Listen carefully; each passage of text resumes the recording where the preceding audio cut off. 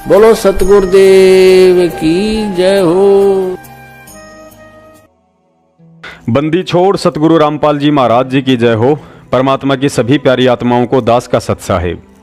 पुण्यात्माओं, हम सब बचपन से ही परमेश्वर कबीर साहिब जी का एक दोहा सुनते आ रहे हैं कि गुरु गोविंद दोनों खड़े किसके लागू पाए, बलिहारी गुरु आपना जिन गोविंद दियो मिलाए। अर्थात जब एक भगत ने अपने सामने सतगुरु और भगवान दोनों को खड़ा देखा तो दुविधा में पड़ गया कि पहले किसको दंडवत प्रणाम करूं। कहते हैं उसी समय गोविंद अर्थात कबीर साहिब जी ने इशारा किया कि सबसे पहले अपने सतगुरुदेव जी को दंडवत प्रणाम करो, क्योंकि तुम्हें मेरी अर्थात कबीर की पहचान करवाने वाला तुम्हारा गुरु ही है। फिर एक वाणी के माध्यम से हम मंदबुद्धि प्राणियों को समझाया गया है कि 7 दीप 9 खंड में गुरु से बड़ा ना कोई, कर्ता करे ना कर सके, गुरु करे सो होए। यहाँ सतगुरु के महत्व और उनकी समर्थता को दर्शाया गया है। सतगुरु की रजा बिना मैं कबीर भी तुम्हें काल जाल से मुक्त नहीं करवा सकता, भले ही मैं 7 दीप 9 खंड और 21 ब्रह्मांड सहित सारी सृष्टि का रचने वाला हूँ। 622 वर्ष पहले कबीर साहिब जी ने कभी भी अपना प्रगट दिवस मनाने के लिए किसी को कोई आदेश नहीं दिया था, लेकिन फिर भी आज पूरी दुनिया उनका प्रगट दिवस बड़े ही हर्षो उल्लास के साथ मनाती है, क्योंकि ज्ञान आधार से उन लोगों ने कबीर साहिब जी को पहचाना कि वे ही पूर्ण परमात्मा हैं, जो 622 वर्ष पूर्व सन 1398 में हम आत्माओं के आत्म कल्याण के लिए शिशु रूप धारण करके आए थे। लेकिन यहाँ सोचने का विषय यह है कि कबीर साहिब जी पूर्ण परमात्मा है या नहीं, वे कहाँ रहते हैं, कैसे मिलते हैं, उनकी प्राप्ति की भक्ति विधि क्या है, इन सभी बातों की सही और प्रमाणित जानकारी आप और हमें किस महापुरुष ने बताई? सतगुरु रामपाल जी महाराज जी ने। तो हमारे लिए प्रथम पूजनीय कबीर साहिब जी हैं या सतगुरु रामपाल जी महाराज जी हैं?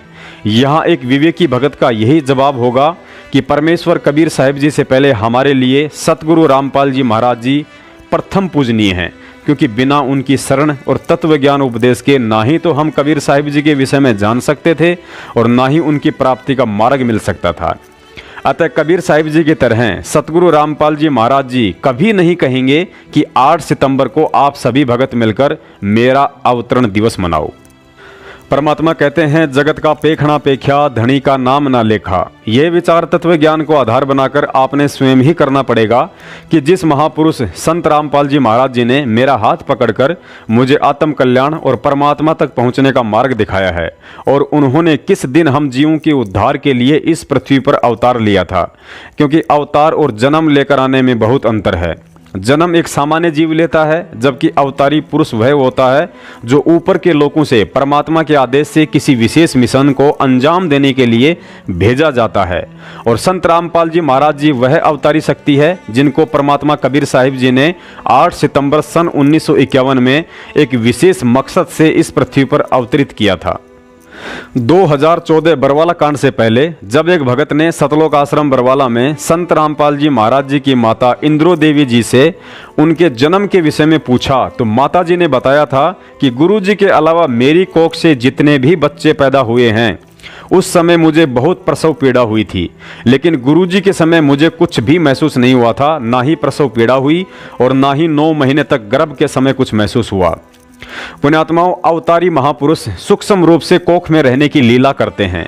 गुरुजी ने बताया कि सुखदेव ऋषि 12 साल तक वेदव्यास जी की पत्नी के गर्भ में रहे, लेकिन वेदव्यास जी की पत्नी को महसूस तक नहीं हुआ, और 12 साल बाद जब वे गर्भ से बाहर आए तब भी वेदव्यास जी की पत्नी को पता नहीं चला था, और बाहर आते ही सुखदेव ऋषि जी ने अपने शरीर को 12 साल के बच्चे का बना लिया था।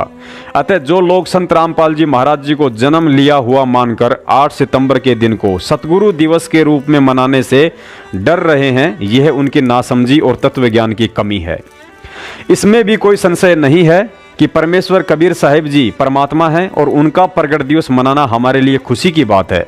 लेकिन आज कलयुग की इस बिचली पीढ़ी में हमारे लिए कबीर प्रगट दिवस से बढ़कर 8 सितंबर सन 1951 का वह दिन अधिक सौभाग्यशाली है, जिस दिन संत रामपाल जी महाराज जी ने गांव धनाना, जिला सोनीपत, हरियाणा की पावन भूमि पर आदरणीय भगत नंदराम जी और माता इंद्रो देवी जी के घर अवतार लिया। पुण्यात्माओं, आने वाले 8 सितंबर को आप और हम सभी भगत भाई बहन मिलकर इस दिन को सतगुरु दिवस के रूप में मनाकर केवल शुरुआत करने जा रहे हैं, लेकिन आने वाले समय में पूरा विश्व 8 सितंबर के दिन को सतगुरु दिवस के रूप में मनाया करेगा। सन 2014 से पहले संत रामपाल जी महाराज जी के कर कमलों द्वारा लिखी गई पुरानी ज्ञान गंगा के पेज नंबर 149 पर फ्रांस के भविष्य वक्ता नास्त्रदमस ने सतगुरु रामपाल जी महाराज जी की तरफ इशारा करते हुए कहा है कि उसे छोटा ज्ञानदीप न समझें, उस तत्ववेता महापुरुष को सिंहासन पर बैठाकर आराध्य देव मानकर पूजा करें, वह सत्य पुरुष का अनुयायी दुनिया का तारणहार होगा। पुण्यात्माओं, अब आपको गुरुजी के सत्संग का एक वीडियो दिखाते हैं। यदि आपको यह वीडियो नहीं दिखाया गया तो आपको कालदूत सतलोक आश्रम मैनेजमेंट के चमचे भ्रमित कर सकते हैं कि देखो गुरुजी ने तो जन्मदिन मनाने के लिए मना किया है। पहले देखिए यह वीडियो, फिर आपको इस वीडियो में गुरुजी के गूढ़ संकेतों को विस्तार से समझाने की कोशिश करेंगे। परमात्मा कहते हैं, जा दिन सतगुरु भेटियो वो दिन लेखे जान, बाकी समय गंवा दिया बिना गुरु के नाम। परमात्मा बताते हैं कि जिस दिन आप जी को पूर्ण संत से उपदेश प्राप्त हुआ, आपका वो जन्मदिन है, वो आपका हैप्पी बर्थडे है।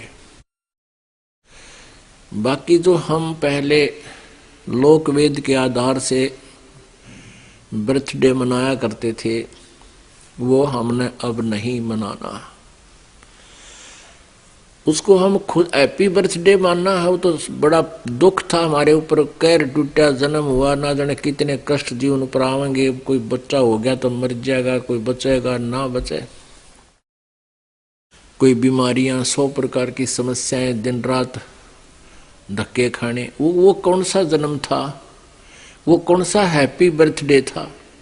वो तो ब्रांड मार्टी डे था और उसने हम हैप्पी बर्थडे मनाया करते। अब जिस दिन आप जी को उपदेश मिला वो नोट कर ले, आपका वो हैप्पी बर्थडे है। और 100 याद रखे भगवान कैसे प्राप्त हुआ वो दिन, जिस दिन आपकी शरण मिली मालिक। तो आज वो ये दिन जो है अमावस्या वाला, फाल्गुन की अमावस्या वाला दिन, ये वो हैप्पी डे है जो जिस दिन इस दास का उद्धार हुआ, गुरुदेव जी ने उपदेश बख्शीश किया। अब याद आती है उस दिन के महत्व की, आज याद आता उस दिन की महिमा। जे वो ना मिलता वो दिन, ये 17 फरवरी फाल्गुन अमावस्या सन 1988 को इस दास को उपदेश मिला था। आज 23 वर्ष का हो गया ये दास। वैसे शरीर की आयु लगभग 60 वर्ष की होगी, लेकिन असली आयु इस दास की 23 वर्ष है। उससे पहले जो जीवन था वो मनुष्य का नहीं, पशु की तुल्य था। पशु भी वही कर्म करते थे, ये दास भी वही कर्म करता था। और जिस दिन से गुरु मिले हैं, उपदेश मिला है, उस दिन से हमारा जन्म है।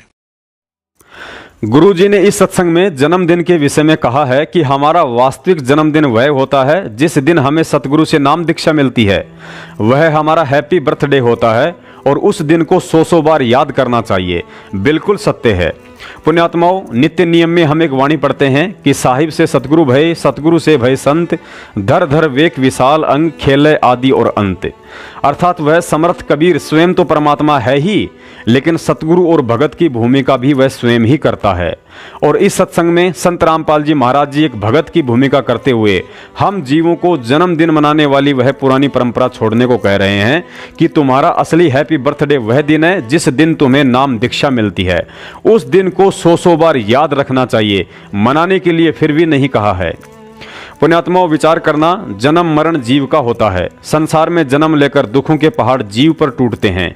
इसलिए परमात्मा ने एक भगत की भूमिका में अपने आप को जीव कहते हुए जन्मदिन मनाने के लिए मना किया है, जो बिल्कुल सत्य है। लेकिन इतना तत्व ज्ञान देने के बाद आखिर उस अवतारी महापुरुष को हम कैसे जीव मान सकते हैं जो 8 सितंबर 1951 में सत्य पुरुष का अंश अवतार बनकर इस धरती पर आया था। यदि फिर भी आपको शंका है कि संत रामपाल जी महाराज जी का तो जन्म हुआ था, तो इस संशय को मिटाने के लिए 2014 से पहले संत रामपाल जी महाराज जी के कर कमलों द्वारा लिखित एक पुस्तक को आंख फाड़ कर देख लेना, जिसको खोलने से पहले ही लिखा है धरती पर अवतार। इस पुस्तक का नाम मैंने नहीं बल्कि स्वयं गुरुजी ने ही रखा था।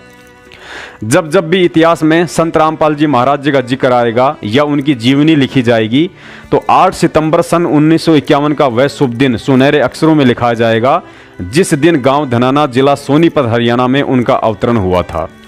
कुछ मंदबुद्धि भगत भाई बहन कहते हैं कि जब गुरुजी ने अपने आप को कह दिया कि यह दास तो 1988 से पहले पशु पक्षियों के जैसे स्वभाव का था, तो फिर ये पवन दास व्यर्थ में अपना दिमाग क्यों लगा रहा है। ऐसी घटिया सोच वाले भाइयों से दास का निवेदन है कि गुरुजी ने तो अपनी समर्थता को छुपाते हुए सैकड़ों बार सत्संगों में कहा है कि यह दास तो 2 कौड़ी का तुच्छ सा जीव है। मेरे पसीने आ गए कि मैं तो 2 कौड़ी का जीव। जब गुरुजी ने अपने मुख कमल से अपने आप को 2 कौड़ी का तुच्छ जीव कह दिया है, तो फिर आप उन्हें व्यर्थ में अपना दिमाग लगाकर परमात्मा के बजाय 2 कौड़ी का तुच्छ जीव क्यों नहीं मानते हो भाई? क्या आप गलती नहीं कर रहे हो? गुरुजी तो संध्या आरती में एक शिष्य की भूमिका निभाते हुए कहते हैं कि तेरा रामपाल अज्ञान किया सतलोक का वासी। तो फिर आप अपना दिमाग लगाते हुए उन्हें अज्ञानी ना मानकर तत्वज्ञानी क्यों कहते हो भाई? क्या आप गलती नहीं कर रहे हो? गुरुजी तो सत्संगों में अपने आप को कबीर परमात्मा का दास कहते हैं, फिर आप उन्हें रोज संध्या आरती में मेरे गुरुदेव भगवान कहकर क्यों पुकारते हो? क्या आप गलती नहीं कर रहे हो? उसके बाद वीडियो में गुरुजी ने अपने विषय में भी बताया कि इस दास को 17 फरवरी 1988 को नामदान मिला था। वो दिन दास का असली जन्मदिन है, और उससे पहले तो दास भी वही सब कर्म करता था जो पशु पक्षी करते हैं। पुण्यात्माओं, अब यहाँ परमात्मा के तत्व ज्ञान को आधार बनाकर हमें विशेष चिंतन करने की जरूरत है। गुरुजी ने स्वयं के विषय में कहा है कि ये दास तो पहले वे सभी कर्म करता था जो पशु पक्षी करते हैं। लेकिन आज इतना तत्व ज्ञान सुनने के बाद भी क्या आप इस बात को स्वीकार कर सकते हैं कि संत रामपाल जी महाराज जी ने नाम दीक्षा लेने से पहले कुछ भी गलत कर्म किए होंगे, जैसे मांस खाना, शराब पीना, बीड़ी सिगरेट पीना, तंबाकू खाना, लड़ाई झगड़ा करना, चोरी, ठगी, रिश्वत, माँ बहनों पर बुरी नीयत रखना आदि। क्योंकि परमेश्वर कबीर साहिब जी ने अपने जिस अंश अवतार संत रामपाल जी महाराज जी को 8 सितंबर 1951 में पृथ्वी पर भेजकर यह विश्व कल्याण की इतनी बड़ी जिम्मेदारी सौंपनी थी, और आगे चलकर सन 1997 में ठीक का समय आते ही स्वयं कबीर साहिब जी ने उसी संत रामपाल जी महाराज जी के चोले को स्वयं धारण करके इस मिशन को चलाना था, तो विचार कीजिए संत रामपाल जी महाराज जी की आत्मा और उनका यह पंच तत्व का भौतिक शरीर बचपन से लेकर सन 1997 तक कितना बेदाग और पवित्र रहा होगा, जिसमें आज कबीर परमात्मा विराजमान है। तो फिर तत्वज्ञानी भगत 8 सितंबर को उस महापुरुष के अवतरण को सतगुरु दिवस मनाने से क्यों डर रहे हैं? अब आप ही बताइए, भला गुरुजी के कहने के बाद भी हम ये कैसे स्वीकार कर लें कि संत रामपाल जी महाराज जी का 1988 से पहले का जीवन पशु क्रम वाला रहा होगा? संत भाषा में इसी को विवेकी कहते हैं। पुण्यात्माओं, परमात्मा अपने आप को इसलिए छुपाते हैं ताकि हम उनके चमत्कार और समर्थता की अपेक्षा उनके ज्ञान को आधार बनाकर भक्ति मार्ग पर चल सकें। भले ही परमात्मा चमत्कारी होता है, समर्थ होता है, लेकिन हमने यदि उनके ज्ञान को ही उनका चमत्कार नहीं माना तो मोक्ष होना मुश्किल है। जो व्यक्ति अनजाने में यह समझते हैं कि संत रामपाल जी महाराज जी को आध्यात्मिक शक्ति स्वामी राम देवानंद जी से 1988 में नाम दीक्षा लेने के बाद मिली है, तो यह उनका भ्रम है। क्योंकि परमात्मा जिस आत्मा को अपने मिशन के लिए चुनते हैं, उस आत्मा को एक पावर हाउस की तरह अपनी शक्तियों से ओत प्रोत करके भेजते हैं। उदाहरण के लिए 7 सितंबर 1971 को संत रामपाल जी महाराज जी के लिए की गई जय गुरुदेव पंथ के प्रवर्तक तुलसीदास जी की भविष्यवाणी याद कर लीजिए। तुलसीदास जी ने अपनी आध्यात्मिक दृष्टि से देखकर कहा था कि वह अवतारी शक्ति उत्तरी भारत के एक छोटे से गांव में जन्म ले चुकी है। उस महापुरुष को दुनिया का इतना समर्थन मिलेगा जितना कि आज तक किसी को नहीं मिला। उसकी एक भाषा होगी, उसका एक झंडा होगा। वह महापुरुष प्राकृतिक आपदाओं को रोकने में भी समर्थ होगा। आज वह पूरे 20 वर्ष का हो चुका है। यदि अभी से उसका पता बता दूं तो लोग पीछे पड़ जाएंगे। अभी ऊपर से आदेश नहीं है। बड़े बड़े महापुरुषों ने समय का इंतजार किया है। समय आने पर स्वतः ही सबको मालूम पड़ जाएगा। पुण्यात्माओं, अब आप स्वयं विचार कीजिए, यदि संत रामपाल जी महाराज 8 सितंबर सन 1951 में परमात्मा द्वारा भेजी गई विशेष अवतारी शक्ति ना होती और यदि उनके पास जन्म से ही परमेश्वर प्रदत्त आध्यात्मिक पावर ना होती, तो भला तुलसीदास जी की भविष्यवाणी के अनुसार फिर कैसे 20 साल की उम्र में ही दुनिया उनके पीछे पड़ जाती? क्या दुनिया अपने आत्म कल्याण के लिए किसी पशु पक्षियों के जैसे कर्म करने वाले इंसान के पीछे पड़ सकती है? हरगिज नहीं। पुण्यात्माओं, अब आगे दास आपको सतगुरुदेव जी के आशीर्वाद से उन्हीं की समर्थता के विषय में कि संत रामपाल जी महाराज असल में कौन है, एक ऐसी गूढ़ बात बताने जा रहा है जिसको समझना आपके मजबूत भक्ति संस्कार और आध्यात्मिक स्तर पर निर्भर करता है।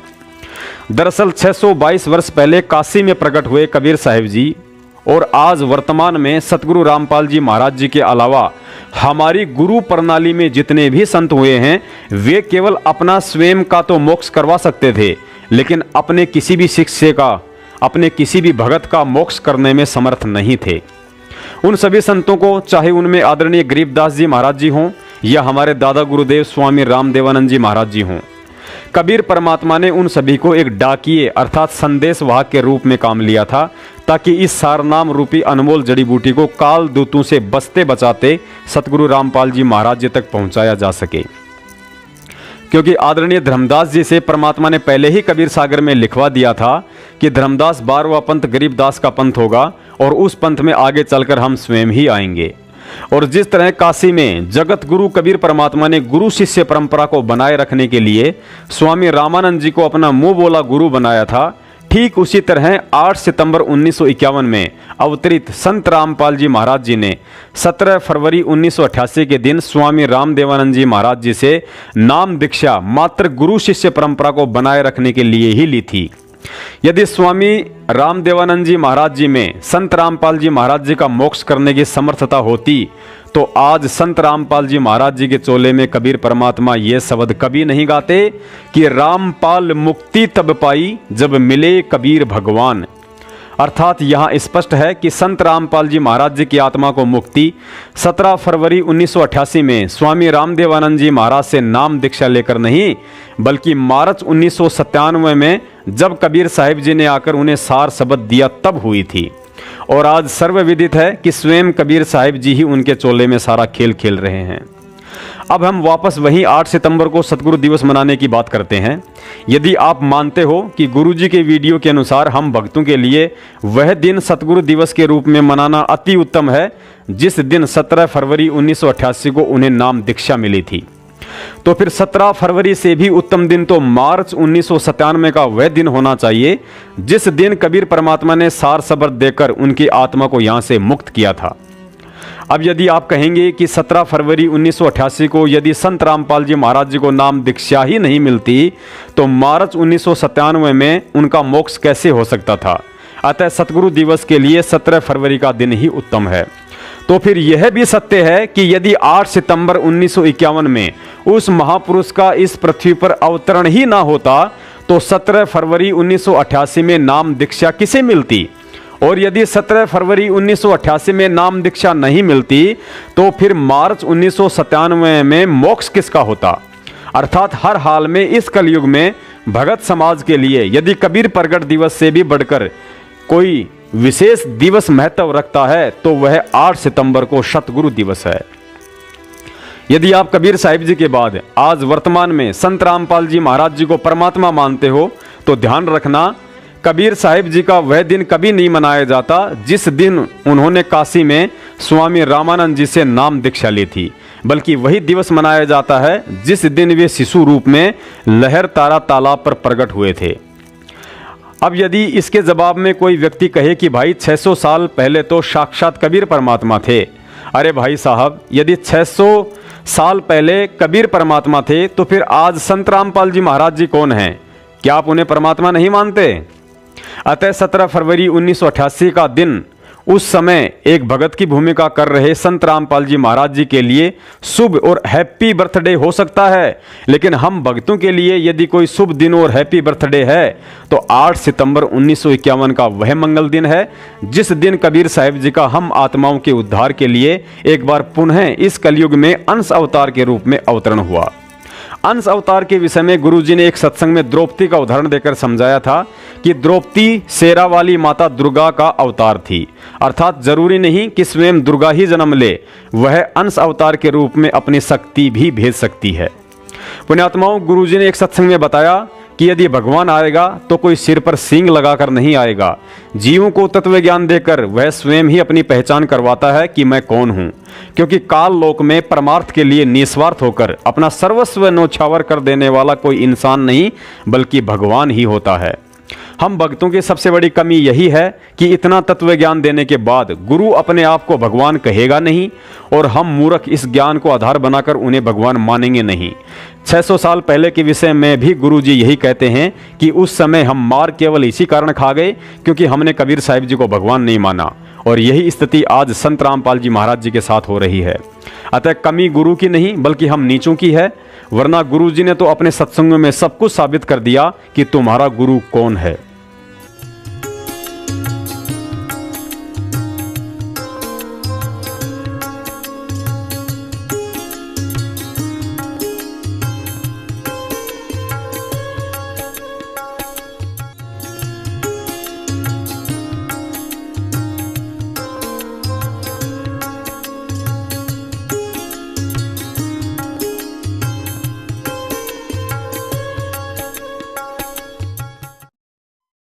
अब उस ब्लाइंड फेथ की स्थिति पर आपको लाने के लिए बहुत समय लगेगा दास को, लेकिन एक दिन आप हो जाएगा जब सारे प्रमाण आपके रूबरू होंगे कि हु इज गॉड, परमात्मा कौन है। आपको बताया कि गुरु कौन है। गुरु भगवान हो सकता है, दूसरा गुरु हो ही नहीं सकता, क्योंकि गुरु सारी सतगुरु कहो गुरु कहो, सतगुरु इसलिए कहना पड़ गया कि नकली गुरु नहीं होगे, नहीं तो गुरु शब्द पर्याप्त है। गुरु माने रास्ता दिखाने वाला, सच्चा रास्ता दिखाने वाला, लेकिन झूठे गुरु हो गए इसलिए सतगुरु की आवश्यकता पड़ेगी। तो सतगुरु कहो और उसको गुरु कहो, परमात्मा ही आते हैं और वो ही गुरु हो सकते हैं, और गुरु है ही नहीं। बाकी तो गुरु सभी आपको बता दिया, किसी ने बाल काटने सिखा दिया उसका गुरु हो गया, ये छोटी मोटी अध्यापक शिक्षा को अक्षर ज्ञान करा दिया उसका वो गुरु हो गया। ये गुरु अलग है। अध्यात्म मार्ग के गुरु का सत्संग में रोल होता है। यदि यहां गुरु होते तो भगवान को आने की आवश्यकता ही नहीं थी। अपनी रची हुई सृष्टि को अनुभव से भगवान ही बता सकता है, जीव कैसे जान सकता अपने अनुभव से। पुण्यात्माओं, अब कुछ लोगों को यह शंका हो सकती है कि 8 सितंबर 1951 से लेकर 17 फरवरी 1988 तक संत रामपाल जी महाराज जी की कबीर साहिब जी के भक्ति मार्ग में क्या भूमिका रही। उन्हें तो भक्ति का ज्ञान ही 17 फरवरी 1988 में हुआ था। पुण्यात्माओं, कबीर साहिब जी की एक वाणी है कि आग लगी आकाश में, झड़ पड़े अंगार, जय संत ना होते पृथ्वी पर तो जल मरता संसार। यदि कबीर परमात्मा स्वयं या अपने किसी संत के बिना इस पृथ्वी को सूना छोड़ दें तो इस काल लोक में उनकी आत्माएं सुख का सांस नहीं ले सकती। जब कबीर परमात्मा या उनके संत के कदम इस पृथ्वी पर पड़ते हैं तो स्वतः ही खुशहाली होती है और प्राणियों पर काल का दबाव कम हो जाता है। और इसमें कोई संशय नहीं है कि 500 साल पहले मुगलों और अंग्रेजों की गुलामी में जीवन काट रहे भारत देश ने 8 सितंबर 1951 में परम शक्ति संत रामपाल जी महाराज जी के अवतरण के बाद अपने विकास की गति पकड़ी है। अतः आप और हमारे लिए ही नहीं बल्कि आने वाली आत्माओं के लिए भी कबीर प्रगट दिवस से बढ़कर 8 सितंबर 1951 का दिन अधिक यादगार रहेगा। अब कुछ भगत भाई बहनों को शंका हो रही होगी कि 8 सितंबर को सतगुरु दिवस कैसे मनाएं। पुण्यात्माओं, सतगुरु रामपाल जी महाराज जी सन 1988 से 1994 तक एक भगत की भूमिका में और सन 1994 से लेकर 2014 तक सतगुरु की भूमिका में कबीर साहिब जी का प्रगट दिवस मनाते आ रहे हैं। लेकिन जिस सादगी से उन्होंने प्रगट दिवस मनाए हैं उनमें कहीं भी आपको कोई आडंबर या दिखावा नजर नहीं आएगा। उनका कहना है कि साधु सोजो सीधा चले। भगवान की भक्ति में पाखंड और लोक दिखावे के लिए कोई जगह नहीं होती है। यह पाखंड और लोक दिखावा तो उनके जेल जाने के बाद माया के पुजारी सतलोक आश्रम मैनेजमेंट हरियाणा ने रोहतक और जबलपुर से शुरू किया है। 8 सितंबर को सतगुरु दिवस मनाने के लिए हमें ना ही तो मैनेजमेंट के तरह भक्तों की मेरठ या किसी अन्य एक जगह भीड़ जमा करनी है, ना ही भंडारे के नाम पर अपने मन की तृप्ति के लिए लड्डू जलेबियां बनानी है। और ना ही व्यर्थ का प्रचार प्रसार करके अपनी मेहनत का पैसा पानी में बहाना है। परमात्मा कहते हैं भाव बड़े हैं भक्ति में। जिस तरह अपने आराध्य रामचंद्र जी के लिए सबरी माता 1000 वर्ष से उनकी राह देख रही थी और रोज उस पथ को साफ करके उस पर फूल बिछाया करती थी कि ना जाने कब मेरा राम आ जाए, ठीक इसी तरह वैसे तो सतगुरु प्रेमी आत्माएं शुद्धता का विशेष ध्यान रखती हैं, लेकिन सतगुरु दिवस के दिन हमें अपने घर या विशेषकर उस स्थान को अवश्य साफ करना है जहां हमारे सतगुरुदेव जी का दरबार लगा हुआ है। यदि आपके निवेदन पर आपके आसपास के भगत भाई बहन या पड़ोसी उस दिन हरि चर्चा में शामिल होते हैं तो अच्छी बात है, अन्यथा अपने परिवार के साथ मिलकर आप जी देसी घी में सतगुरुदेव जी को भोग लगाने के लिए पाव, आधा किलो या 1 किलो का हलवा राम बनाएं। सादा भंडारा बनाएं, जैसे कि सब्जी पूरी या दाल रोटी, साथ में खीर राम भी बना सकते हैं। उसके बाद सुबह 11 बजे से पहले पहले आपने जो हलवाराम और भंडारा बनाया है उसको एक थाल में अलग से निकालकर स्वच्छ कपड़े से ढककर परमात्मा के दरबार में रखकर भोग की आरती चलाकर उन्हें भोग लगाएं। भोग की आरती आप YouTube पर हमारे चैनल ट्रू वीडियो से डाउनलोड कर सकते हैं, जो तकरीबन 44 मिनट के आसपास की है, या फिर इस वीडियो के डिस्क्रिप्शन बॉक्स में उसका लिंक दिया हुआ है, आप जी वहां से भी डाउनलोड कर सकते हैं। भोग आरती संपूर्ण होने के उपरांत सभी भाई बहन या परिवार के सदस्य मिलकर 1 घंटे, 2 घंटे या 3 घंटे का, जैसा भी आपको प्रेरणा हो, सत्संग सुनिए। सत्संग के उपरांत हलवाराम का प्रसाद सभी को वितरित करें, वे आपस में मालिक की चर्चा करें। असुर निकंदन रमेणी के बाद सभी को भंडारा करवाएं। भोग प्रसाद का थाल में अलग से रखा हुआ भंडारा भी थोड़ा थोड़ा प्रसाद रूप में सभी को वितरित करें। यदि कोई भगत भाई बहन कुछ फल फ्रूट लेकर आते हैं तो सर्वप्रथम उन्हें जल से धोकर सतगुरुदेव जी को भोग लगाएं, उसके बाद सभी में बांट दें। ध्यान रहे, सत्संग में आई हुई किसी भी आत्मा को ज्ञान चर्चा या शंका समाधान में मनसा वाचा कर्मना कोई ठेस ना पहुंचे। और ठीक इसी सादगीपूर्ण विधि से यदि अगले कबीर प्रगट दिवस तक सतगुरुदेव जी हिसार जेल से नहीं आते हैं तो आप सभी ने आडंबर और लोक दिखावा और पाखंडी सतलोक आश्रम मैनेजमेंट हरियाणा कोऑर्डिनेटर और नामदान संचालकों से दूर रहकर अपने अपने घर पर ही सादगी के साथ परमात्मा कबीर साहिब जी का प्रगट दिवस मनाना है। कबीर साहिब का प्रगट दिवस लगभग सभी कबीरपंथी मनाते हैं, लेकिन परमात्मा उन्हीं से प्रसन्न होते हैं जो सच्चे सतगुरु की शरण लेकर तथा ज्ञान को आधार बनाकर मर्यादाओं में रहकर इसे मनाते हैं। ठीक इसी तरह 8 सितंबर को सतगुरु दिवस मनाने का अधिकार और फायदा केवल उन्हीं आत्माओं को है जो वर्तमान में सतगुरु रामपाल जी महाराज जी के शिष्य हैं और मर्यादाओं में रहकर विश्वास के साथ भक्ति कर रहे हैं। अपने आप को सतगुरु रामपाल जी महाराज जी का भगत कहने वाले वे लोग भले ही 8 सितंबर को सतगुरु दिवस ना मनाएं, जो सतलोक आश्रम मैनेजमेंट हरियाणा के मनवस आदेशों पर चलते हैं। जो लोग 2014 के बाद मैनेजमेंट द्वारा छपवाई गई मिलावटी पुस्तकों जीने की राह और ज्ञान गंगा आदि की सेवा समझकर बिक्री कर रहे हैं। जो लोग गुरुजी की पेशी वाले दिन हिसार जाकर 10 गालियां खुद खाते हैं और 10 गुरुजी को दिलवाकर उनकी बदनामी का कारण बने हुए हैं। जो लोग मूर्खता की हद पार करते हुए अपने लाभ के लालच में नामदान केंद्रों पर पाठ ज्योति और दान का चढ़ावा चढ़ाकर मैनेजमेंट को उस पैसे से कुकर्मों के लिए प्रेरित करते हैं। और वे लोग तो 8 सितंबर को भूलकर भी सतगुरु दिवस ना मनाएं, जो दुनिया को शास्त्रों की सच्चाई बताने के लिए गुरुजी के सत्संग सुनने की शिक्षा देते हैं और स्वयं ट्रू वीडियो चैनल पर नाम खंड के डर से बरवाला कांड के सच्चाई वाली वीडियो देखने से घबराते हैं। अंत में दास की प्रार्थना है, 8 सितंबर तक इस वीडियो को व्हाट्सएप से लेकर फेसबुक आदि पर सभी भाई बहनों को भेजते रहिए ताकि संगत में जागरूकता पनपे और सतलोक आश्रम मैनेजमेंट नामदान संचालकों व कोऑर्डिनेटर के हाथों दान और भक्ति हानि से बच सकें। पुण्यात्माओं, ध्यान रहे, 8 सितंबर को हम अपना जन्मदिन नहीं मना रहे हैं, बल्कि सतगुरु रूप में हमारे आत्म कल्याण के लिए इस काल लोक में आकर कष्ट उठा रहे परमेश्वर को रिझाने के लिए और उनसे अपनी गलतियों की बारंबार क्षमा याचना के लिए सतगुरु दिवस मना रहे हैं, जिसका मकसद केवल सतगुरु की महिमा का गुणगान और हम नीचों को साक्षात दर्शन और सत्संग के लिए जेल से बाहर आने की प्रार्थना करना ही रहेगा। सत साहेब, बंदी छोड़ सतगुरु रामपाल जी महाराज जी की जय हो।